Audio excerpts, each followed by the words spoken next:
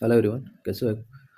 आज अपन कुछ important questions के बारे में डिस्कशन करेंगे। तो आज का पहला क्वेश्चन है, which position is most appropriate for a patient experiencing acute respiratory distress to minimise maximise the lung expectation. यानी कि जो रेस्पिरेटरी जो डिस्ट्रेस का जो पेशेंट है उसके अंदर जो लंग्स का जो एक्सपेंशन है उसको मैक्सिमाइज करने के लिए अपन पेशेंट को कौन सी पोजीशन देंगे। इसमें क्या पूछा गया है? पोजीशन पूछा गया है। तो इसमें सुपाइन पोजीशन देंगे, हाई फाउलर पोजीशन देंगे, या टेंडलबर्ग पोजीशन दे देंगे, या सिम्स पोजीशन देंगे। तो रेस्पिरेटरी डिस्ट्रेस सिंड्रोम के पेशेंट के लंग को एक्सपेंशन करने के लिए अपन हाई फाउलर पोजीशन प्रिस्क्राइब करते हैं। तो बी ऑप्शन है वो आपका इसका राइट आंसर हो जाएगा। नेक्स्ट क्वेश्चन आपका, a patient is scheduled for a colonoscopy. किसके लिए शेड्यूल्ड किया गया पेशेंट को? कोलोनोस्कोपी के लिए। विच position is standard for this procedure. इस प्रोसीजर के लिए कौन सी पोजीशन है वो आपको प्रिफर करनी है, शेड्यूल करनी है? Lithotomy position, prone position, left lateral Sims position, या डोर्सल रिकमेंडेड पोजीशन। तो कोलोनोस्कोपी के लिए अपने को क्या देनी है? लेफ्ट लेटरल सिम्स पोजीशन है वो अपन पेशेंट को प्रोवाइड करेंगे। तो सी ऑप्शन है वो आपका इसका राइट आंसर हो जाएगा। नेक्स्ट है, the Trendelenburg position is primarily used to treat which of the following. यानी कि इनमें से कौन सी कंडीशन के अंदर अपन टेंडलबर्ग पोजीशन है वो काम में लेते हैं, ये इसमें पूछा है। तो आपका गैस्ट्रो इसोफेजियल रिफ्लेक्स डिजीज है उसके अंदर लेते हैं, या हाइपोटेंशन या शोक के पेशेंट में यूज में लेते हैं, या इंक्रीज इंट्राक्रेनियल प्रेशर में, या एस्पिरेशन निमोनिया के अंदर इसको यूज में लेते हैं। तो ट्रेंडलबर्ग जो पोजीशन है वो अपने को किस में लेते हैं? हाइपोटेंशन और शोक के पेशेंट में ये अपने को यूज में लेते हैं। और जो GERD है आपका गैस्ट्रो इसोफेजियल रिफ्लेक्स डिजीज है इसके अंदर आपको रिवर्स ट्रेंडलबर्ग पोजीशन यूज में लेते हैं। नेक्स्ट अगला क्वेश्चन आपका, to prevent pressure ulcer in bed bound patient. यानी कि जो बेड बाउंड पेशेंट है उनमें प्रेशर अल्सर को प्रिवेंट करने के लिए how often should their position will be change. Pressure ulcer को प्रिवेंट करने के लिए अपन पेशेंट को की पोजीशन है वो कितनी टाइम में अपन को चेंज करनी होती है, जिससे कि अपन क्या है कि जो बेड बाउंड जो पेशेंट है उसको अपन प्रेशर अल्सर से प्रिवेंट कर सकते हैं। तो एवरी 4 आवरली, या एवरी 2 आवरली, एवरी 8 आवरली, या एज पर शिफ्ट।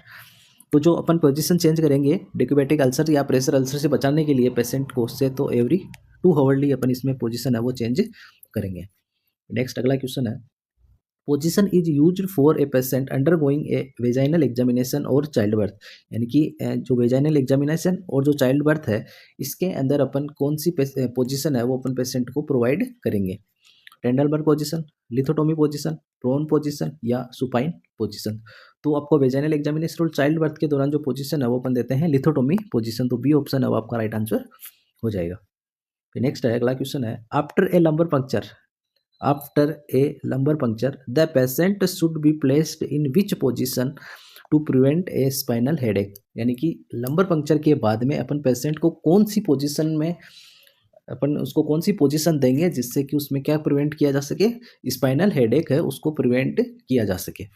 तो high Fowler position, supine position, या सेमी फाउलर पोजीशन, या लेफ्ट लेटरल पोजीशन। इनमें से कौन सी पोजीशन देंगे जिससे कि उसको क्या हो, स्पाइनल हेडेक है उसको अपन प्रिवेंट कर सकते हैं? तो इसका राइट आंसर आपका हो जाएगा सुपाइन या फ्लैट पोजीशन है वो अपने को इसमें प्रोवाइड करते हैं। तो बी ऑप्शन है वो इसका आपका राइट आंसर हो जाएगा। Which blood group is known as universal donor. यानी कि इनमें से कौन सा जो ब्लड ग्रुप है उसको अपन यूनिवर्सल डोनर के नाम से जानते हैं? O positive, O negative, A B positive, A B negative. तो यूनिवर्सल जो आपका डोनर रहेगा वो रहेगा ओ नेगेटिव है, उसको यूनिवर्सल डोनर के नाम से अपन जानते हैं। तो बी ऑप्शन है वो आपका राइट आंसर हो जाएगा। और जो आपका ए बी पॉजिटिव है उसको अपन क्या बोलते हैं? यूनिवर्सल रिसिपिएंट के नाम से इसको अपन जानते हैं। ठीक है, तो कुछ जो पॉइंट्स है, मोस्ट कॉमन ब्लड ग्रुप है वो कौन सा होता है? ओ पॉजिटिव होता है।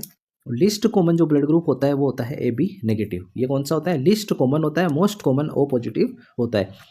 यूनिवर्सल डोनर ओ नेगेटिव होता है, और यूनिवर्सल रिसिपिएंट जो होता है वो ए बी पॉजिटिव होता है। ठीक है, फिर नेक्स्ट अगला क्वेश्चन आपका, massive blood transfusion can lead to which electrolyte imbalance. यानी कि जो मैसिव जो ब्लड का ट्रांसफ्यूजन अपन पेशेंट में करते हैं तो वो कौन सा इलेक्ट्रोलाइट है उसमें इम्बैलेंस होता है? तो hyperkalaemia, hyper calcaemia, hyper natraemia, या हाइपोकैल्सीमिया और हाइपर कैलेमिया। तो जो मासिव जो ब्लड ट्रांसफ्यूजन है उसके अंदर एक तो आपका कैल्शियम का लेवल है वो क्या होता है? कम हो जाता है, और पोटेशियम है वो क्या हो जाती है? इंक्रीज हो जाती है। ठीक है, तो इसका जो राइट आंसर आपका हो जाएगा डी ऑप्शन, हाइपोकैल्सीमिया और हाइपरकैलेमिया की कंडीशन इसमें आपको देखने को मिलती है।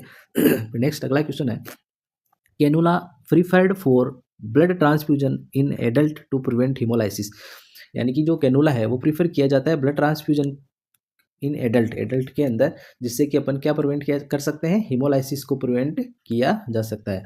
तो 22 गोज का, 24 गोज का, 18 गोज का और 26 गोज का कैनुला। तो ब्लड ट्रांसफ्यूजन के लिए अपन एडल्ट्स में जो लेते हैं वो साइज है 18 गोज, सी ऑप्शन है वो इसका राइट आंसर होगा।